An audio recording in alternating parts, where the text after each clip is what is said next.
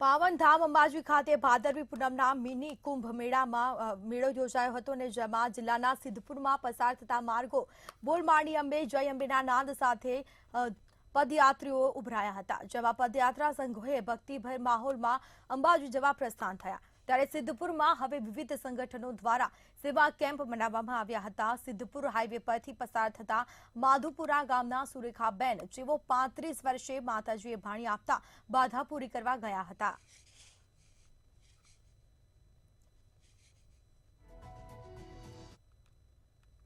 35 વર્ષે ભોણી આપીને એટલે અંબાજી હેડ તો મોને લો તો ત્યાં ગરબો લઈને જઈએ।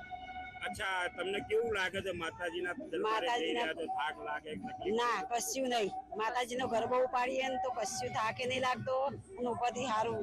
એમાં લગભગ 10,000 થી ઉપર લોકો ભાગ લે છે અને એમાં અમે દુખાવાની ટ્યુબ, માલિશ કરવાના સ્પ્રે અને નળતરની દવાઓ વગેરેનું અમે દાન કરીએ છીએ, લોકોને આપીએ છીએ।